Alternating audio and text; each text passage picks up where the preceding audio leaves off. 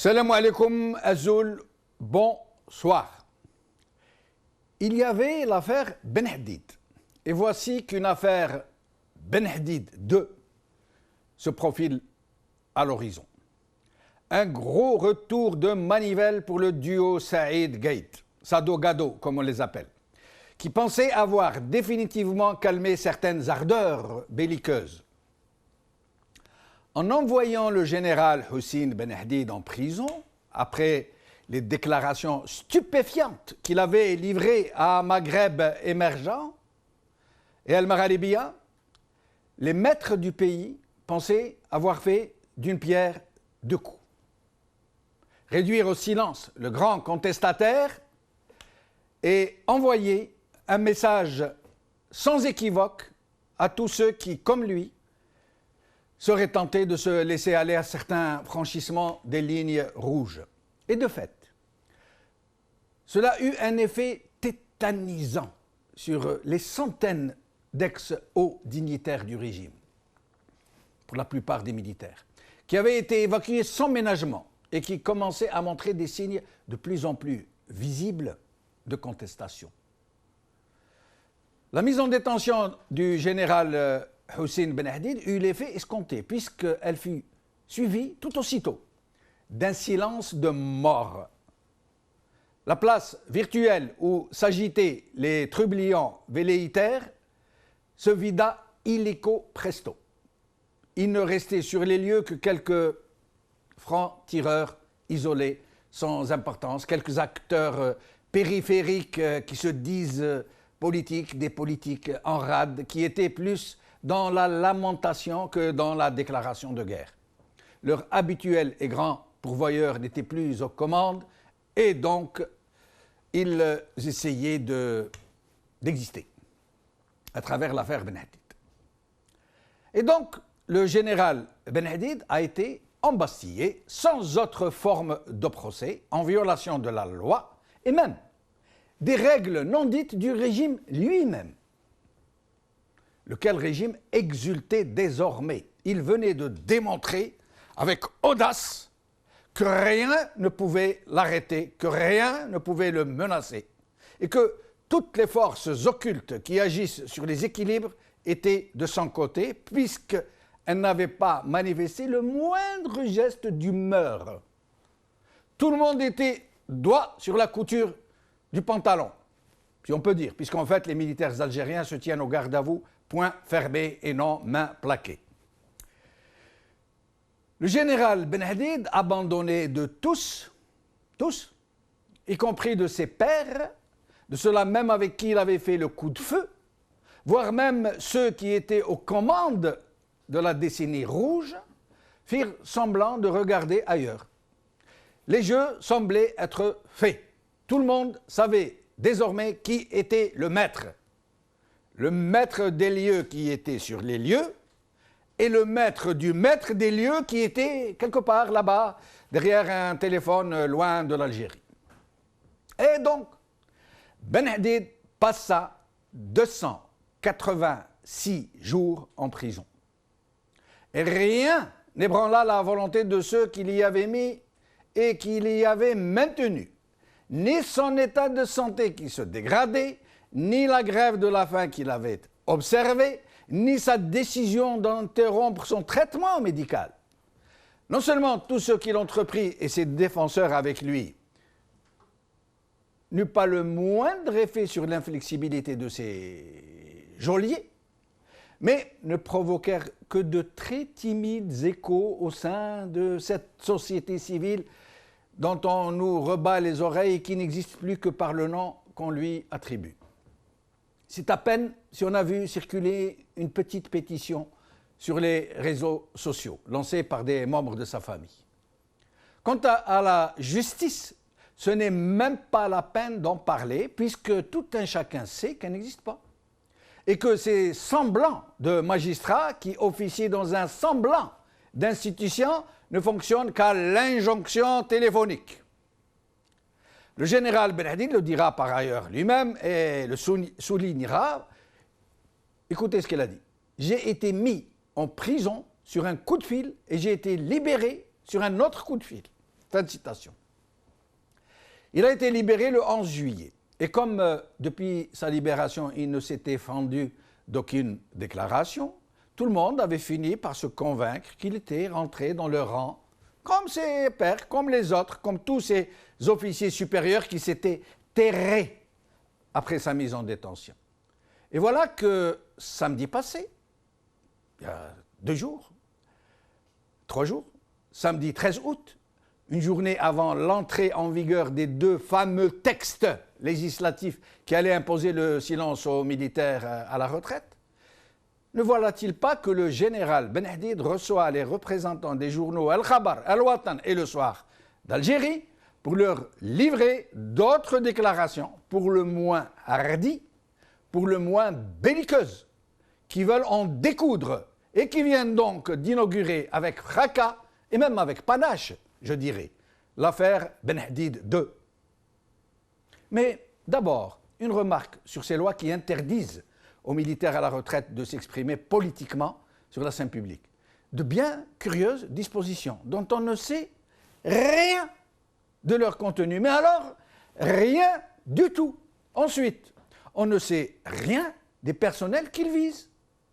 Sont-ce seulement les officiers supérieurs et les officiers généraux à la retraite qui sont concernés, ou tous les militaires qui ont été rayés des cadres? Dans ce dernier cas, même les appelés devraient être concernés, ça veut dire un peu tout le monde. Et plus encore, même les hauts fonctionnaires qui ont fait carrière dans l'armée devraient tomber sous le coup de la loi, et même les élus, puisqu'ils s'expriment politiquement tous les jours, comme certains députés, certains sénateurs, certains chefs de parti, certains ministres.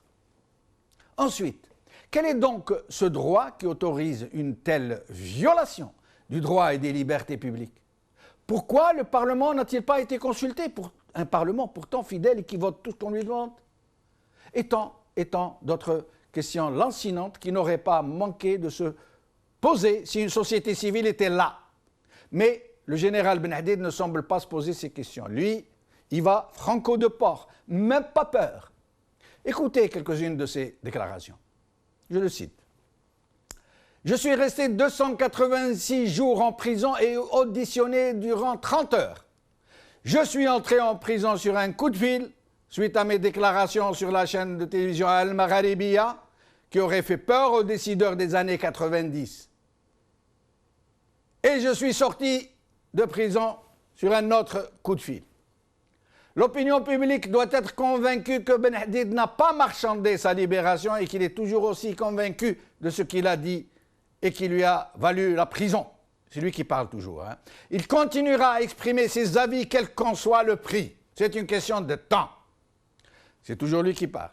Le plus urgent pour l'instant est de m'occuper de ma santé qui s'est sérieusement détériorée en prison. Fin de citation.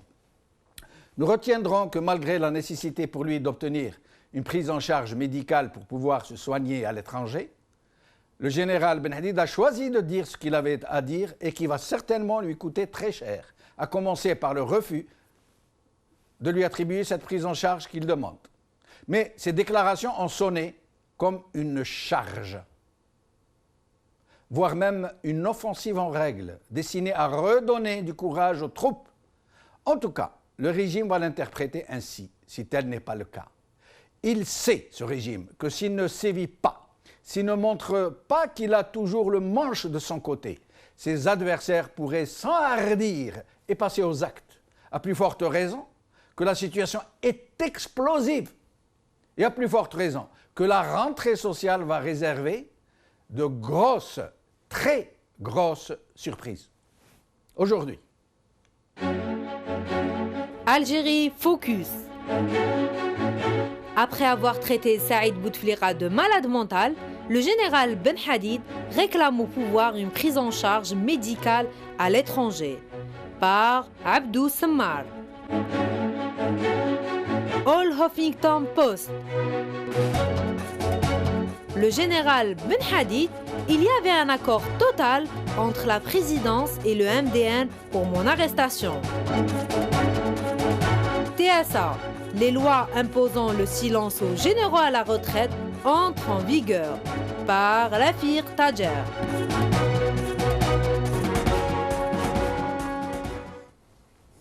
Avec nous aujourd'hui pour en parler, le général-major à la retraite Abdelaziz Mjahed et Rachid Mesli, avocat et directeur juridique de la Fondation Al-Karama.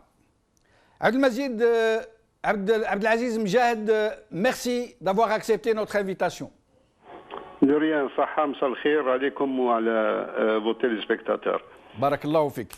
Abdelaziz Mjahed, une question d'emblée. Normalement, vous n'avez pas le droit d'être là. Normalement, les textes qui viennent d'être, j'allais dire, promulgués, vous interdisent de vous exprimer publiquement sur la scène politique. Et vous vous permettez d'avoir acte de déposition sans avoir lu le texte. Anna, je vous demande, et je vous ai dit la dernière fois, il y a le respect de la hiérarchie des normes. Il y a une constitution où il y a le chapitre 4. Le chapitre 4, il y a 2 articles clairs et nets qui fixent, qui défendent les droits des citoyens, l'égalité des citoyens et la liberté d'expression. Je ne comprends pas comment vous pouvez vous permettre de juger un texte alors que vous ne l'avez pas encore lu. Puisqu'il faut que je vous réponde. Marhaba. Je ne l'ai pas lu, comme ne l'a lu personne, je présume. Du moins, je ne parle pas de... Laissez-moi vous répondre. Laissez-moi vous répondre. Le reproche qu'il faut faire aux gens qui ont pris ce texte de façon occulte, qui ne l'ont passé à personne, qui ne l'ont pas publié, qui l'ont validé sans qu'on en sache quoi que ce soit. Donc nous, on apprend que les officiers, les militaires d'une façon générale sont interdits d'expression, mais on n'en sait pas plus si je l'ai dit. Personne ne sait. Soyez un peu, ça veut dire quand même, il faut un peu de professionnalisme, un peu quand même de discernement. Comment peut-on interdire à quelqu'un l'expression? Alors, comme vous avez dit tout à l'heure, il y a des anciens militaires qui sont membres de partis politiques, il y a d'anciens militaires qui sont membres FLAPN, il y a des anciens militaires qui sont journalistes, et ils s'expriment tous les jours. Comment peut-on admettre et accepter? Mais c'est pas une couleuvre, c'est un cobra, c'est un bao, c'est trop gros pour faire passer tout ça. Secondo, il y a malheureusement, je ne peux pas dire si c'est le professionnalisme ou la compétence ou l'éthique ou quand on parle de la prise en charge. La prise en charge, vous êtes référé à un article d'un journaliste qui parle de le pouvoir, il fait appel au pouvoir pour payer sa prise en charge. La prise en charge des malades en Algérie, elle est payée par les caisses d'assurance, la caisse de sécurité sociale.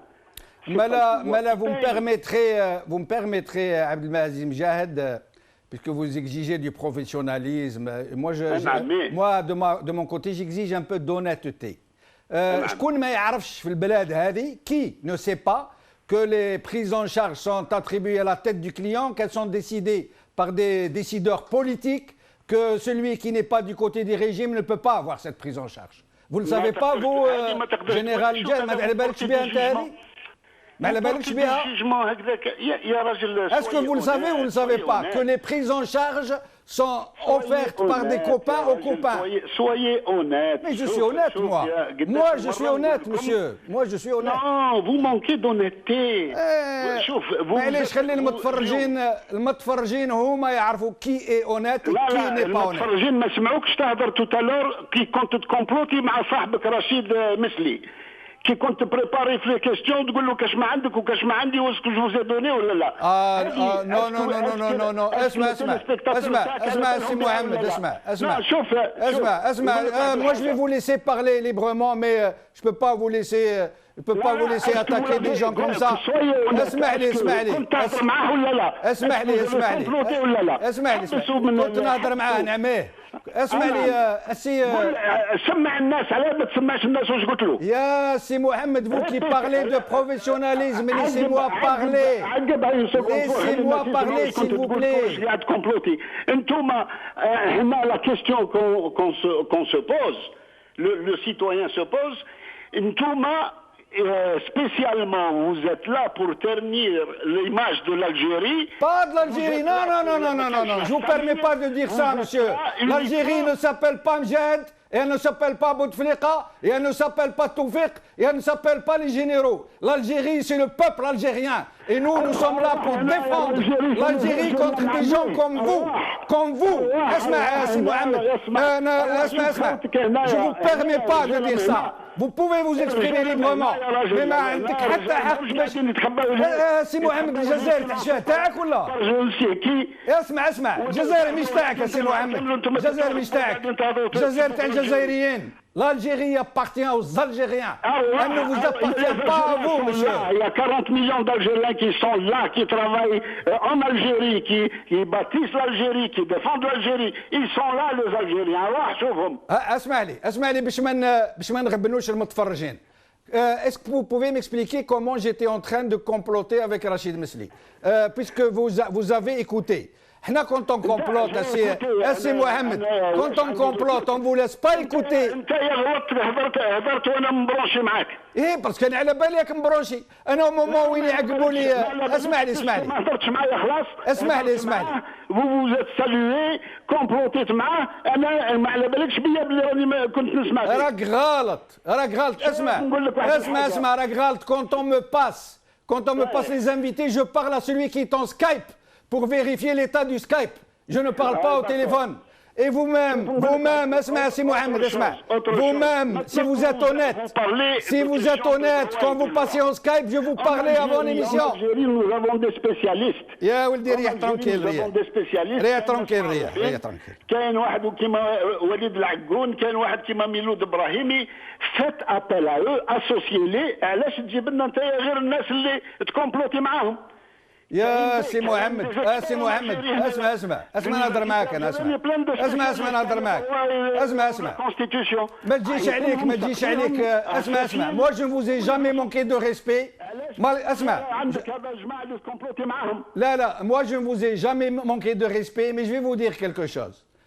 Vous êtes vraiment très mal placé pour parler au nom de l'Algérie. très mal. عيطوا له يا جماعه باش ما يقولكش مكوباوني. عيطوا له خليه يتكلم ويقول واش يحب. رشيد مسلي مرحبا بك. رشيد مسلي. on n'entend pas Rachid Mesli. Rachid Mesli. Oui, je vous entends. Voilà, c'est Rachid. Donc, le général-major à la retraite vient de nous accuser, vous et moi, de comploter. Je veux expliquer un peu à nos téléspectateurs ce qu'il en est. Parce que lui, il se croit malin, il se croit sorti de la cuisse de Jupiter. En fait, quand on a des invités, généralement on a un Skype et un téléphone. À la régie, on me dit les invités sont en ligne, ça veut dire ils sont là, je sais qu'ils écoutent. Alors qu'est-ce qu'on fait généralement? On fait un essai en Skype, avec celui qui est avec nous en Skype, pour vérifier que tout est bien, que nous avons l'image et le son.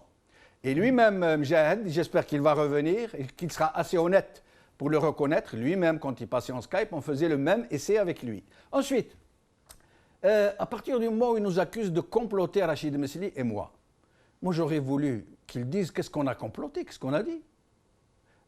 En fait, généralement, quand on passe question en Skype, on vérifie l'état du Skype et on parle un peu de l'angle du traitement de l'émission, de quoi on va traiter, de quoi. C'est tout. Sinon, Rachid Mesli, سامحني que mes téléspectateurs m'excusent, Seyid hada طلع لي الغاز الله غالب. C'est difficile de se retenir dans de telles conditions. Surtout, moi je n'ai jamais manqué de respect à ce monsieur, pourtant qui a été dans la décennie rouge et dans tout un chacun connaît ces pratiques. Les gens de Palestro peuvent vous le dire, mais je ne lui ai jamais manqué de respect, je l'ai toujours reçu très courtoisement.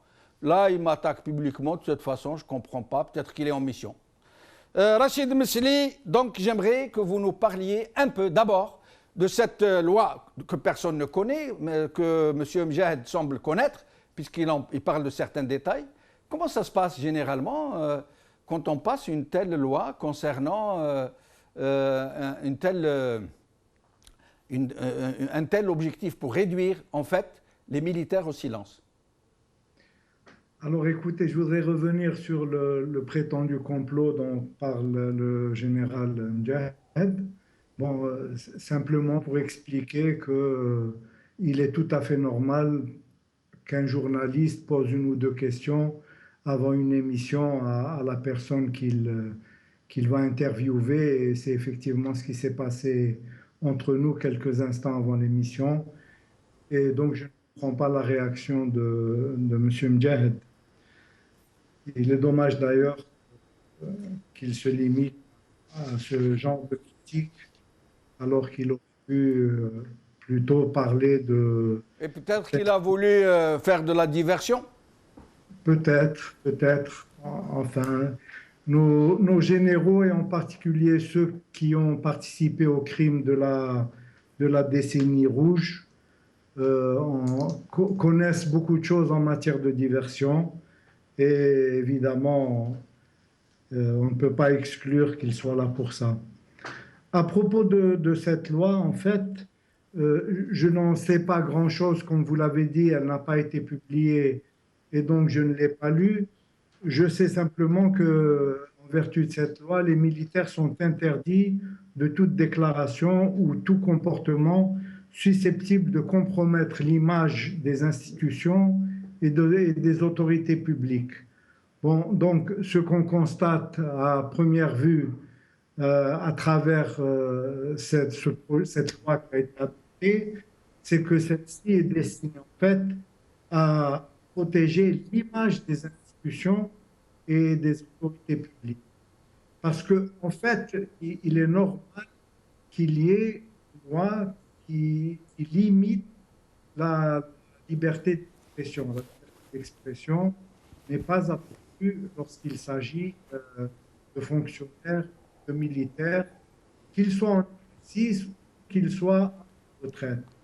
Les militaires, il est normal qu'ils ne divulguent pas, par exemple, les secrets qu'ils ont eu connaissance, les secrets de défense. Il est normal que chaque pays protège. Rachid Mesli, on va vous appeler au téléphone en même temps parce que le son n'est pas très bon. Vous allez rester avec nous en Skype et on va vous appeler au téléphone. Il va sonner chez vous le téléphone. Mais sinon, j'aurais voulu savoir, est-ce qu'il est normal qu'une telle loi, en fait, ce sont deux lois. On ne sait pas très bien si ce sont des lois, des ordonnances, comment se passe ce genre de truc. Mais est-ce qu'il est normal que de telles dispositions législatives soient prises dans une telle occultation? Ça veut dire que personne ne sait ce qu'il y a dedans. Personne ne les a lus, personne ne sait qui est concerné, personne ne sait comment ça va être appliqué. Est-ce que vous pouvez nous éclairer sur ça? Écoutez, je ne peux comprendre une loi que lorsqu'elle a été faite par des juristes. Évidemment, lorsque ce sont des lois politiques, il n'y a franchement rien, même pas quelque chose à commenter. Il n'y a rien à commenter, il s'agit de lois qui ont un caractère répressif, mais qui ont été édictées par les politiques, par le pouvoir exécutif. Donc, il est également habituel que les lois soient adoptées. Il s'agit d'une loi et pas d'une ordonnance, puisqu'elle a été adoptée, soi-disant, par l'Assemblée nationale. Mais toutes les lois qui ont été proposées jusqu'à présent par le pouvoir exécutif ont été adoptées sans aucun problème, sans discussion d'ailleurs, par l'Assemblée nationale. Je ne sais pas si cette loi a été ou non publiée sur le journal officiel. Il semble que non. Et donc, il n'y a pour l'instant pas grand-chose à dire de cette loi, sinon que selon toute apparence, elle est simplement destinée à protéger l'image de l'art. Et en fait, comme elle a été prise après l'intervention du général Benhadid, après les fameuses déclarations, les fameuses et courageuses déclarations du général Benhadid, on peut dire qu'en fait, c'est... Justement, à propos des déclarations, Rachid Mesli, à propos des déclarations dont vous dites qu'elles sont courageuses du général Ben Hadid, et moi aussi, je le dis, Ben Hadid, en fait, a parlé, grosso modo, de 3 grands points qui semblent avoir vraiment dérangé le régime. D'abord, il a accusé Saïd Bouteflika d'être fou, de ne pas être normal, d'être un déséquilibré. Il laisse entendre que c'est Saïd et Gaïd Salah qui mènent la barque. Il parle là et là, je crois que c'est là où il a vraiment donné un gros coup de pied dans la fourmilière. Il a parlé du fameux Ben Chiha, l'émir terroriste du JIA, dont il a dit qu'il était sous les ordres, sous le contrôle de l'armée d'un général-major de la 2e région militaire, ou le chef de la 2e région militaire. Il l'a dit de façon claire, sans ambiguïté, droit dans ses bottes. Et il a dit aussi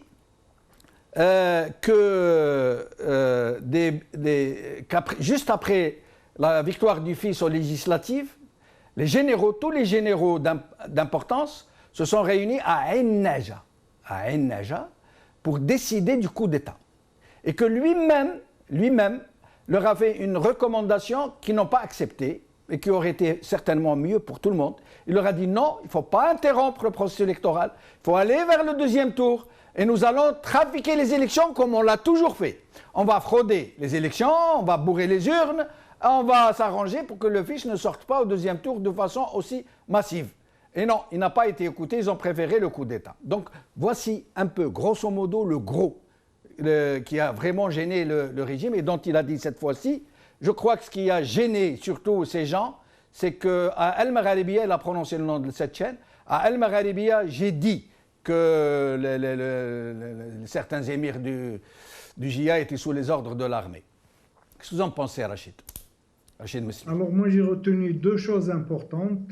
En fait, il a confirmé que c'est un petit groupe de généraux qui ont décidé du coup d'État et qui sont donc directement responsables de la tragédie algérienne, puisque toute la tragédie résulte justement de ce coup d'État. Il a en plus cité les noms de ces généraux, qui étaient d'ailleurs connus, mais il les a en tout cas confirmés. Évidemment, ça détruit toute l'argumentation du pouvoir sur laquelle les choses se sont faites d'une manière conforme à la Constitution. Donc il a confirmé que c'est un petit groupe de généraux a commis un crime en fait contre la Constitution. Deuxième chose évidemment, c'est le fait qu'il ait également confirmé une information qui n'avait jamais été confirmée auparavant, c'était celle du contrôle par le DRS, par le général Toufiq et le DRS de certains émirs du GIA, et pas n'importe lequel d'ailleurs, puisqu'il a confirmé qu'en fait, la 2e région militaire contrôlait le fameux Ben Chiha, qui, il ne faut pas l'oublier, est le responsable de tous les grands massacres qui ont été commis à l'ouest algérien. Notamment celui de Ramka, je crois. De Ramka, où il y a eu 1000 morts ou plus. Donc, il a confirmé en fait que c'est le DRS qui a directement commandité ce massacre à travers Ben Chiha.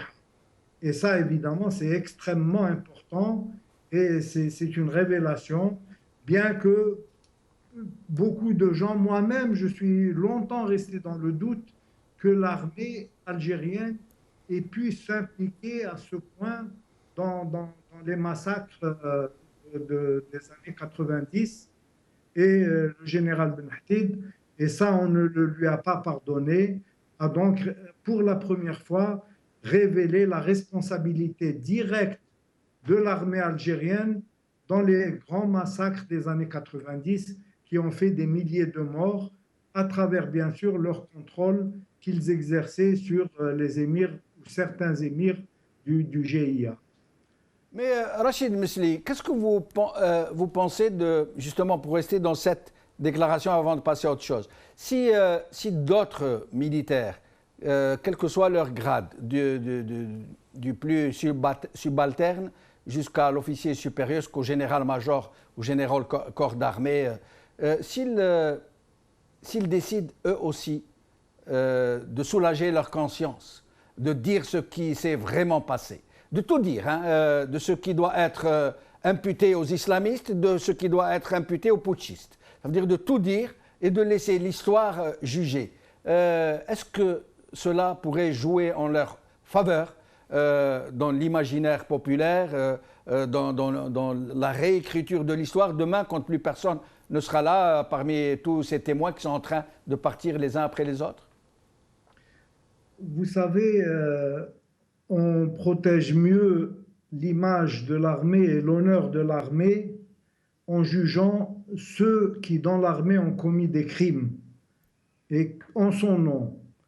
Donc, ce n'est pas à travers des lois comme ça qu'on va protéger l'image de l'armée. Au contraire, on va confirmer le fait qu'il y a toujours un fonctionnement mafieux des institutions et qu'il ne faut pas parler. Et si on parle, si on révèle des secrets, on est puni et on perd tous ses avantages et tous ses privilèges. Donc, à mon avis, l'armée algérienne, on doit restituer l'image de l'armée algérienne parce que les officiers actuels, l'armée algérienne actuelle n'est pas l'armée qui a commis les massacres et les très graves violations des années 90. Donc si on veut restaurer l'image de l'armée et l'honneur de l'armée, ce n'est pas à travers des lois comme ça, mais c'est en parlant, en disant des vérités. Nous, à l'époque, nous avions toujours demandé, à l'occasion des massacres, à l'occasion des tragédies comme celle de la prison de Serkadji ou de Berwaguiya, ou de tous les massacres qui ont été commis, nous avions toujours demandé que des enquêtes soient effectuées, des enquêtes sérieuses, pour établir les responsabilités. Et par ailleurs, il y a aussi une obligation pour les militaires de dénoncer tous les crimes et les délits dont ils ont eu connaissance dans l'exercice de leurs fonctions. Et donc le fait de taire des crimes, c'est une façon de rester complice de ces crimes, non seulement vis-à-vis de la loi, mais aussi vis-à-vis de l'histoire. Mais Rachid, si de grands acteurs, comme c'est le cas aujourd'hui pour Hussein Ben Hadid, qui était quand même général opérationnel sur le champ de bataille, hein, si de tels profils ne s'engagent pas, comment pourrait-on arriver à une telle dynamique vers la vérité, vers la repentance, vers le souci de faire toute la lumière? Je vous donne un exemple. Et j'espère que Mjahid reviendra pour me contredire. Moi, je sais que durant cette décennie, on torturait dans tous les commissariats. Je mesure ce que je dis, hein, dans tous les commissariats, dans toutes les brigades de gendarmerie, dans toutes les casernes, dans tous les locaux du DRS, dans tout. Je dis bien, et j'assume ce que je dis. Ça veut dire qu'en l'occurrence, ce ne sont pas les généraux qui torturaient, c'est un peu monsieur tout le monde. Donc ce sont des milliers, si ce n'est des dizaines de milliers de gens qui ont mis, si je peux dire, excusez du terme, la main à la pâte. Et donc les gens qui sont concernés par ces crimes se comptent en dizaines de milliers. Comment faire pour que les gens puissent aller dans le même sens que Général Ben Hadid, même si le Général Ben Hadid n'est pas encore allé aussi loin qu'on l'aurait voulu? Comment faire pour encourager ces gens à venir vers leurs frères, ne pas leur faire peur, ne pas parce qu'il y a d'autres qui leur disent attention, si vous quittez notre camp, vous allez vers l'autre, on va vous juger, on va vous lapider, on va vous montrer du doigt, on ne vous le pardonnera jamais tant que vous ne le reconnaissez pas. Personne ne peut vous en accuser, mais si vous le reconnaissez, vous allez être cloué au pilori.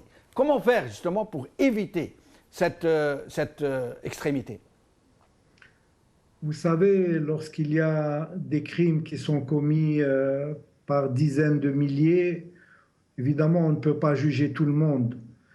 On ne peut pas juger le petit militaire qui a reçu des ordres, et sinon, évidemment, ça reviendrait à faire une chasse aux sorcières et à juger des dizaines de milliers de personnes qui ont été impliquées.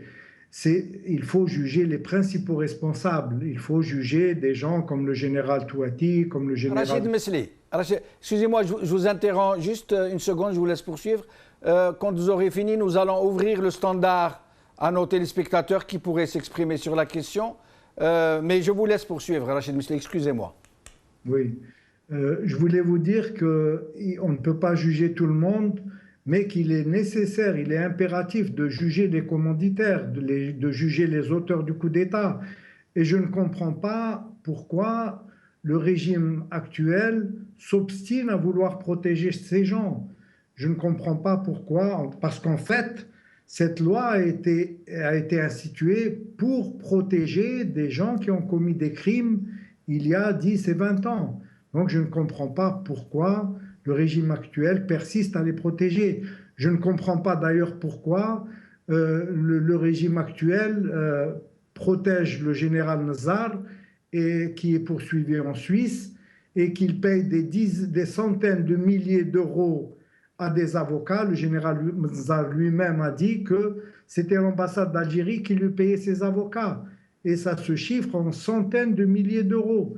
Donc je ne comprends pas comment et pourquoi le régime actuel, qui n'est pas, tout le monde n'est pas impliqué dans les crimes de la décennie rouge, mais ceux qui ont commis ces crimes sont connus et le régime ne devrait pas persister à les protéger. Vous avez raison aussi de dire que la torture était généralisée.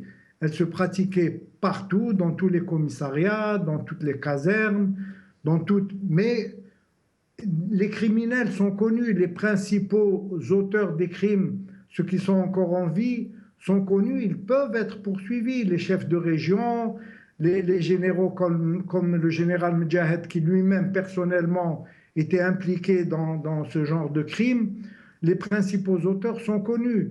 On ne va pas juger tous les exécutants, et bien évidemment, mais les principaux responsables, il est nécessaire de faire la lumière à travers des enquêtes crédibles et de les déférer devant des juridictions. Évidemment, il faudrait bien sûr que le régime change. Pour ça, le régime est en train de démontrer, de prouver qu'il s'inscrit en réalité dans la continuité des janvieristes, de ceux qui ont commis le coup d'État. Restez avec nous, Rachid Mesli, nous allons prendre quelques appels. Mohamed d'Allemagne. Ahlan bik, c'est Mohamed. أهلا بشي جمال الدين بن شنوف. Merci de votre courage. Tout d'abord, je tiens à souligner, vous avez un courage énorme. Ne pas se laisser faire passer ces gens-là. Parce que actuellement, l'Algérie est en décomposition. Le système il commence à se dégringoler. Monsieur Bouchelouf, continuez dans ce chemin. Ça me fait peur. Je dis au général Ben Ahbil, ou comment il s'appelle, je ne sais pas. De quelle façon, comment il a pu avoir ces grades? Je sais que dans l'armée du monde entier, quand un général aura un grade, c'est qu'il monte des actes. Ces gens-là, comment ils ont pris des grades généraux sur la conscience? Ils ont une conscience absolument ni trop. Pardon, je m'excuse parce que je ne trouve pas mes mots. Ça me fait peur. Ça me fait enrage de voir ça. Il y a combien de milliers de ces innocents qui sont morts pour atteindre leur fauteuil et de dire nous sommes là pour défendre l'Algérie est aux Algériens, quelles que soient ses opinions, quelle que soit sa couleur, l'Algérie est aux Algériens et non pas à ces messieurs des généraux. Et je lui dis aussi, monsieur Ben Hadid, comment il s'appelle ça, que son chef, le président de la République, M. Abdelaziz Bouteflika, lorsqu'il était jeune, comme ministre de la jeunesse, avant d'être ministre des Affaires étrangères, d'abord ils ont assassiné Mohamed Khmishli, deuxièmement ils ont fait des crimes, etc. Voilà, je vous remercie beaucoup et à bientôt, Inch'Allah. Merci, c'est Mohamed. Houria de France. Oui, Elzoul, bonsoir Monsieur Benchenouf, bonsoir à tous vos téléspectateurs. Monsieur Benchenouf, ne lâchez rien, ne lâchez rien. Vous êtes en train de faire bouger les lignes et c'est ça qui les dérange. Moi, je m'adresse à ce général parce qu'il parle de professionnalisme. Je vais lui dire, on a bien vu votre professionnalisme quand vous muselez tous les gens qui travaillent dans les médias étatiques. On les a bien vus. On a bien vu de quelle façon ils travaillent. Moi, je dis les pauvres parce que bon, ils veulent bien faire leur métier, mais deuxièmement, maintenant, si ça doit prouver quelque chose, ce genre de comportement, ça doit prouver de l'incompétence parce qu'ils sont incompétents. Vous voyez, ils n'avaient rien, ils n'avaient pas de répondant. Qu'est-ce qu'il fait? Il fait son cinéma et puis il raccroche et il s'en va. Je suis sûre qu'il va plus pouvoir rappeler. En fait, même si vous le rappelez, il va pas répondre. Donc si ça doit prouver quelque chose, ça prouve qu'ils ont peur. La peur a changé de camp. C'est des signes qui ne trompent pas. Vous voyez, dernièrement, j'avais vu, je sais plus, quelques responsables qui se sont déplacés pour faire du cinéma devant une caméra pour être arrogant avec des responsables locaux, les maires, ou je ne sais plus quoi, je ne sais pas où ça s'est passé. Donc tout ça, c'est des signes qui ne trompent pas. Quand le navire tangue, ils prennent peur, ils savent qu'ils vont payer ce qu'ils ont fait, parce qu'un crime, ça se paye toujours. Ça se paye toujours. Avec le temps, ça se paye toujours. Et là, ils sont en train de paniquer. Alors, Monsieur Benchenouf, ne lâchez rien, ne lâchez rien, ne lâchez rien. Continuez comme ça. Vous êtes la seule opposition pour l'instant. Votre antenne libre est l'unique, je dis bien l'unique opposition au régime pour l'instant. Donc, on est tous derrière vous. Ne lâchez pas. Merci, Houria. Boualem Ndzair. Salam alaikum. Wa alaikum salam, ahlan bik, c'est Boualem. Je salue M. Rachid Misli. Tu sais pourquoi il a fait ce scénario-là? Premièrement, il a vu Rachid Misli. C'est qui est Rachid Misli? Il a des dossiers en Suisse, c'est avocat des pauvres Algériens en Suisse, ceux qui ont été massacrés par ce pouvoir. Et il vous a dit, vous avez comploté, oui. C'est lui qui a comploté avec les putschistes en 1992 qu'ils ont fait le coup d'État avec Kadranat François. Il a comploté contre le peuple algérien. Ils ont massacré le peuple algérien. Ils ont massacré l'Algérie. Et tout le monde voit ce général-là. Maintenant, ces gens-là qui tiennent l'Algérie, on a vu maintenant le niveau de ces généraux. C'est la catastrophe. Pourquoi l'Algérie aujourd'hui aller dans ce niveau-là? On voit ces gens-là, c'est la catastrophe. Ouais, Jamal. Salam alaikum. Wa alaikum salam, barakallahu fik. Ahmed de France. Ahmed من فرنسا. Ahmed من فرنسا. Est-ce que Ahmed من فرنسا معنا؟ il y a un retour de télévision. Ahmed من فرنسا هضر معنا من التليفون parce qu'il y a un retour نسمعه في التلفزيون. أحمد جمال من هولندا. جمال من هولندا. الو السلام عليكم. وعليكم السلام، اهلا بك سي جمال. الو. لا جمال من هولندا خويا. جمال من هولندا، اهلا بك، تفضل سي جمال. لا يا روتور ويقول لك سي جمال، فهمت. Il faut que la régie coupe l'autre communication parce qu'on est en train d'entendre deux communications. Allô, salam alaikum si Jamal الدين. تفضل بس il faut couper votre télévision pour qu'il n'y ait pas de retour. نعم السلام عليكم سي جمال. وعليكم السلام، اهلا بك سي جمال. يا خويا je te remercie de m'avoir donné l'occasion d'intervenir. Je vous en prie. En direct. تفضل.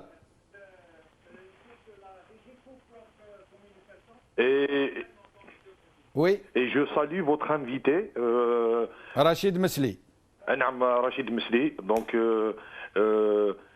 كما قلت لك سي غرون بيرسوناليتي، شرف عظيم، هو سي ان غرون ميليتون، ربي يوفقه ان شاء الله. باش نولي لقضيه جنرال بن حديد. Oui. On peut dire d'un côté, il a eu le courage, comment dirais-je, de dénoncer la mafia des généraux, bon, le système où il était lui-même, comment dirais-je, en tant que militaire et en tant que général. Donc en ce moment, qui m'engoule, Il est en train de c'est le linge sale qui est en train de se laver, ça veut dire على عيون كاع الجزائريين. هذه ديجا حاجه مليحه. وثانيا انا نشكركم بزاف هذو سي جمال يفو غير لاشي زيدوا كملوا لهم لا بريسيون هكا. Il faut continuer avec cette pression médiatique. سي جمال. نعم. تفضل. قلت لك il faut continuer cette pression médiatique كيما نقول لك باسكو المغاربيه هذه الحمد لله يا ربي راكم بدلتوا الخوف اللي كان على الشعب. ذوك الخوف راه على لي جينيرو راه على لي بارون دو سيستيم كي سون اون تران دو ديترويغ لالجيري. وسي جمال انا حبيت نطرح لك واحد السؤال اخويا. نعم تفضل. حبيت نطرح لك واحد السؤال. الله يعيشك سي جمال انتوما والمغاربيه ديروا لنا واحد الحصه على لو باتريموان دي زيلو الجيريان في الجزائر وفي الخارج. D'accord, c'est Jamal, barakallahu fik. On va prendre un dernier appel. On va prendre deux appels, les derniers. Chouki من Marseille. Chouki من Marseille. شوقي من Marseille. وي السلام عليكم. وعليكم السلام، تفضل سي شوقي. خويا راح نقول لك سي بيان واش قال هذا الجنرال بن حديد. مي لو بروبليم سي لو بوبل، لازم لو بوبل يكون يد وحده. لازم الناس يديروا مانيفيستاسيون كلش ماشي يكسروا ولا خرجوا سلميه يديروا مانيفيستاسيون اي تو. الو انا نسمعوا فيك تفضل. واي يديروا مانيفيستاسيون يكونوا يد وحده ويزاريت لازم يكون يد وحده وفرات ما يحبسوا كلش. ويفو جوجي تو الموند باش واحد وي واحد نو. هذا ما كان. عليه السلام عليكم. وعليكم السلام. ان dernier appel يوسف de France. السلام عليكم الاخ. وعليكم السلام، اهلا بك سي يوسف. حياك الله، بارك الله فيك. فيما يخص يعني القانون هذا اللي كما يقولها يمنع الناس كما يقولها من يقولوا واش اللي صرا، هذا دليل قاطع بان كما يقولوها الحكومه غير حكومه، وباللي العسكر هو اللي يحكم من 62 الى يومنا هذا. وهذا الاخ بن حديد هذا كما يقولوا احنا نقولوا له باللي راك راجل كما يقولها صرحت يعني وقال الحقيقه باللي كما يقولها هو صرا، وفضح كما يقولوها الحقيقه باللي كما يقولها كان انقلاب على الجبهه الاسلاميه، ومش على الجبهه الاسلاميه، على الشعب الجزائري وعلى الديمقراطيه وعلى الحريه، لان الشعب الجزائري ما داش حريته. يعني ولهذا كما هذا هو الشيء المهم، الشعب الجزائري مازال ماهوش حر. الناس ماهيش فاهمين بين الحريه وبين الديمقراطيه. الشعب لما يتحرر الديمقراطيه تجي وحدها. وثانيا تسمى افضح كما يقولوها باللي راهم مافيا في بعضهم. انا ما خاطر ما كانش فيهم ثقه كل كي الجماعه كل هو كما نقولها كلمه الحق مضى. راجل الانسان باه تعرف الرجال تعرف بكلمه الحق، يعني بالصدق نتاعهم لا شات كما يقولوها راهم ينتميوا الى اي كما يقولوها الى اي جهه. هادو هما الرجال، باه تعرف الرجال باه تميزهم. بارك الله فيك، بارك الله فيك سي يوسف. ما بقالناش الوقت. نرجع لرشيد مسلي. رشيد مسلي, nous reste environ 3 minutes, donc je vous laisse conclure. Rachid Mesli. Oui, alors Jamel, je reviens sur votre téléspectatrice Houria, vraiment qui est intervenue tout à l'heure. Elle a dit une chose très importante, et elle a dit que le crime ne paye pas, et les personnes, qu'ils soient officiers supérieurs ou qu'ils soient des politiques qui ont commis des crimes contre les Algériens, finiront un jour par payer. Il y a un principe extrêmement important, c'est celui de mettre fin, de lutter contre l'impunité des auteurs de crimes. C'est un principe qui est confirmé par le droit international. Si jusqu'à présent le régime algérien a bénéficié de complicité au niveau international de la part de certains pays connus en échange évidemment de concessions qui sont faites à ces pays, ça ne sera pas toujours possible peut-être pour l'avenir. Si ces pays qui ont soutenu le régime algérien jusqu'à présent changent leur fusil d'épaule, il n'est pas exclu qu'ils exigent eux-mêmes sur le plan international des enquêtes et la poursuite des personnes qui ont commis des crimes, en sachant que ces crimes sont imprescriptibles. Vous savez, les disparitions forcées ou les exécutions de masse sont des crimes contre l'humanité. Ces crimes ne peuvent pas être prescrits. Ils pourront être poursuivis 10 ans, 20 ans, 30 ans après qu'ils ne soient commis. Il vaudrait mieux aujourd'hui que les auteurs de ces crimes soient poursuivis et jugés en Algérie, parce que viendra le jour où de toutes les manières, tous ceux qui ont commis des crimes contre le peuple algérien seront déférés devant les tribunaux et devant les juridictions, qu'elles soient nationales ou qu'elles soient étrangères. Donc, moi j'appelle l'armée algérienne à laver son honneur. J'appelle les officiers qui ont été témoins de crimes qui ont été commis pendant la décennie rouge, d'avoir le courage qu'a eu le général Ben Hadid et de révéler des vérités, de dire les vérités et de dénoncer les crimes dont eux ont été témoins. Voilà, c'est un appel à rétablir en fait l'honneur et la dignité de l'armée algérienne. Barakallahu fik, Rachid Mesli. J'aimerais rester avec nous jusqu'à la fin de l'émission, Rachid. J'aimerais dire à M. Mjahed, donc, que nous avons essayé depuis tout à l'heure de le rappeler, parce que nous, on ne raccroche pas, nous, on reste jusqu'au bout, jusqu'à la fin. On l'a rappelé, mais il ne veut pas. Bon, c'est terminé. Pour ce qui me concerne, je peux lui promettre une chose, c'est que plus jamais je ne le recevrai dans mes émissions, quitte à démissionner d'Al Magharibiya. Autre chose, j'aimerais dire que si je complotais, moi je ne sais pas ce que c'est que complot. Moi je suis un homme d'honneur, je ne sais pas ce que c'est que comploter. Et Rachid Mesli est un plus grand homme d'honneur que moi. Il est connu. Rachid Mesli, mais Rachid Mesli ne complote pas. Rachid Mesli est un homme d'honneur qui se dévoue, qui a donné toute sa vie pour défendre les opprimés, pour défendre le Madloum, pour défendre ceux qui ont été des victimes des généraux putschistes, criminels et génocidaires. Sinon, donc, je voulais aussi dire toute mon admiration pour le général Hussein Ben Hadid. Et j'espère que tous les généraux qui ont été un tant soit peu, sinon impliqués, au moins témoins, et même impliqués.